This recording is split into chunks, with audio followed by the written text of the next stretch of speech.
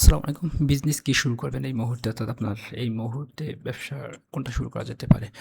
এইটা আপনাকে রিসার্চ করে দিতে হবে যে আপনি এমন জায়গায় দোকানটা দিচ্ছেন যেখানে কি ব্যবসা চলছে। আপনি ধরেন যে জায়গায় দোকান পেলেন সেই জায়গায় কি মানুষ চলছে, মানুষ কি খাচ্ছে? ধরেন কোনো মালামাল অর্থাৎ ওটাকে বলে বেকারির দোকান অথবা সবকিছু বিস্কুট-টিস্কুট যে ছোট বাচ্চার আইটেমগুলো এগুলো খাইতে পারে। আবার চায়ের বিস্কিট, রেস্টুরেন্ট রেস্টুরেন্ট, চা, আবার হুম, মেডিসিন ব্যবসা তো আপনার সার্টিফিকেট লাগবে। তো আমার দেখা কয়েকটা ব্যবসার মধ্যে আমি বলতে পারি যে আপনাকে এই ব্যবসাগুলো ভালো করতে হবে। রেস্টুরেন্টের ব্যবসা কখনো লস হয় না। তো রেস্টুরেন্ট ব্যবসা তো যা খাচ্ছে দিতে পারেন সেটা।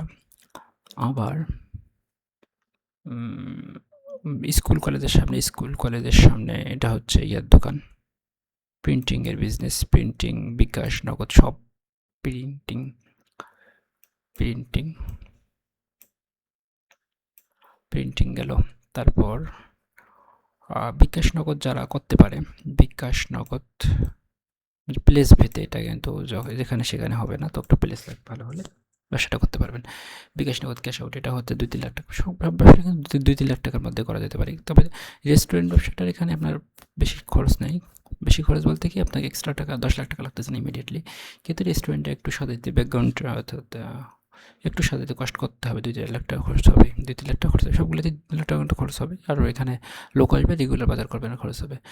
আর প্রিন্টিংয়ের ব্যবসা আপনার মোটামুটি একটা খরচ হবে, কারণ কম্পিউটার যদি না থাকে, কম্পিউটার, প্রিন্টার, স্ক্যানার, এটা সেটা আরও খরচ আছে। বিকাশ নগদে এখানে আপনার খরচ নাই, কিন্তু দোকান ভাড়া বা দোকানে যাওয়ার একটা কষ্ট আছে। আর এখানে ডেইলি 2-3 লাখ টাকা লাগবে। তো ডেইলি 2-3 লাখ, আপনার 3 লাখ টাকার মতো ইনভেস্ট থাকলে রেগুলার আপনি 1-2 হাজার টাকা, 3 হাজার টাকা মতো ইনকাম করতে পারেন।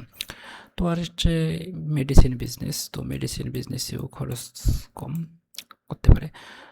আর যদি একেবারে ফুল টাইম বেকার হয়ে থাকেন তাহলে আমি সহজ রাস্তাঘাটে যেটা চলে ব্যবসা থেকে, সেটা হচ্ছে রিক্সা চালা বা রিক্সা টাইপের যারা চালা, তাদের কিন্তু ডেইলি ইনকাম রেগুলার 1,000 টাকা থাকে।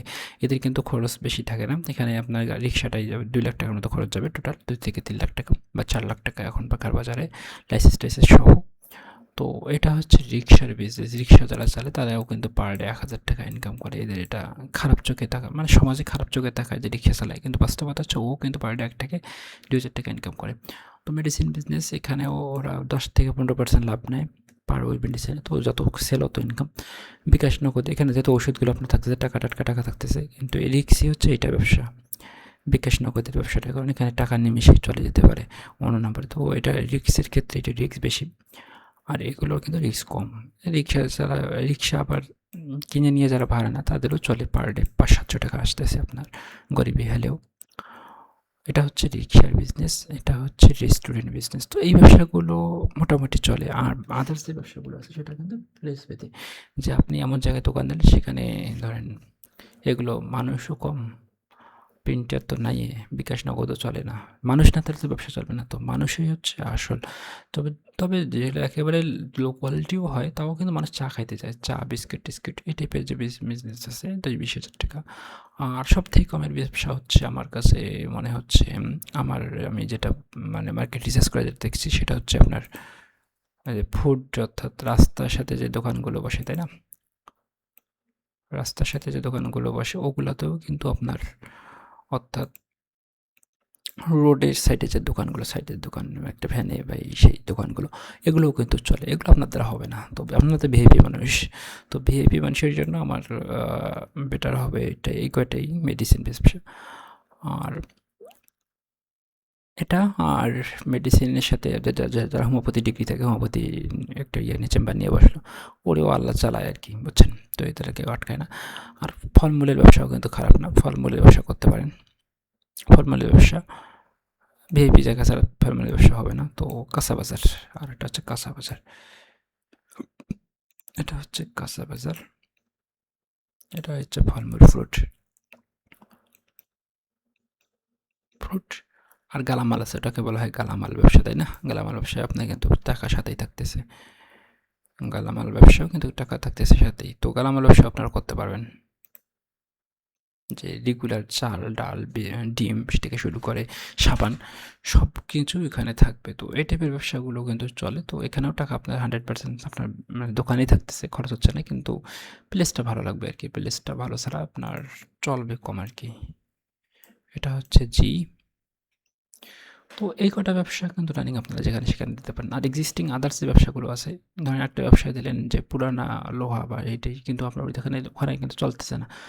তো ব্যবসাটা রান হইতেও কিন্তু 1 মাস লাগে। তো আপনাকে যেকোনো ব্যবসা দেওয়ার আগে আপনি 5-6 মাস কিন্তু মানে ইনভেস্ট করার মতো টাকা নিয়ে যেতে হবে। যে আপনার মান্থলি খরচ 20,000, 5 মাসে 1 লাখ টাকা বা 2 লাখ টাকার মতো আপনার এক্সিস্টিং খরচ হবে। এক্সিস্টিং খরচ বাদ দিয়েও এক্সট্রা টাকা দিয়েই ব্যবসা করতে হবে। বুঝতে পারছেন? তো এটা আপনাকে মাথায় নিয়ে করতে হবে। এই কটা ব্যবসা আপনারা রানিং করতে পারেন। গালামাল ব্যবসা, তারপর আম রিক্সার ভ্যান যারা এটা ভাড়া দিতে পারে কিনে, আবার যারা চালায় তাদের ব্যাপার আলাদা। ফ্রুটের রেস্টুরেন্ট, তারপর প্রিন্টিং ব্যবসা, তারপর হচ্ছে বিকাশ নগদ, তারপর মেডিসিন, আর হচ্ছে রাস্তার সাইডে যে দোকানগুলো, রোড, এটা হচ্ছে রোডের রোডে এখন মানে যেটা বানায় খায় আর কি, বুঝছেন?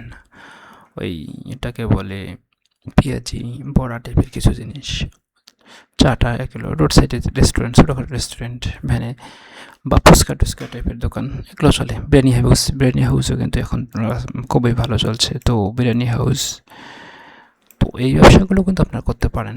ইনভেস্ট কমের মধ্যে, কিন্তু যারা বেশি ইনভেস্ট করে দেন কাপড় টাপড় বা এই সেই দোকানগুলো, এগুলো আসলে সেল বেস। তো আপনি যদি সেল না হয় তখন কিন্তু আপনার টাকাটা পড়ে যাবে। কিন্তু এই জিনিসগুলো আপনার দৈনন্দিন জীবনের লাগবে। মেডিসিন লাগবে, প্রিন্টিং ব্যবসা, এটা হচ্ছে স্কুল কলেজের সামনে প্রিন্ট লাগবে, কপি লাগবে। ফ্রুট শহরের মানে একটু সিটিতে হলে মানুষ খায়, আত্মীয় বাসায় নিয়ে যায়। মিষ্টির দোকান মিষ্টি নিয়ে যায়। তো এটা হচ্ছে আপনার নর্মাল এই ব্যবসাগুলি চলে। এর থেকে মানে অন্য টাইপের ব্যবসা দিতে গেলে আপনাকে প্লেস ভেবে দিতে হবে যে আপনি এমন জায়গায় দোকান দিলেন ওখানে সব ব্যাটারি বেচা কেনার দোকান, ওইখানে তো আপনি অন্য কিছু দোকান চলবে না, অর্থাৎ রেস্টুরেন্ট দোকান চলতে পারে। তাছাড়া আপনি এখানে যদি প্রিন্টিংয়ের ব্যবসা দেন, ওখানে প্রিন্ট কে করবে, তাই না? তো প্লেস ভেদে আপনাকে ডিফাইন করতে হবে আপনি কী ব্যবসা দিচ্ছেন।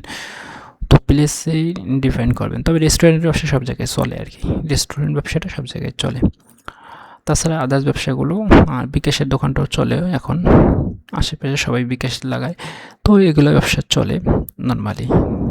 তো বাকি ব্যবসাগুলো কিন্তু খুব ডিফিকাল্ট, মানে চলে, টিকে থাকা মুশকিল, কারণ সেল নাই।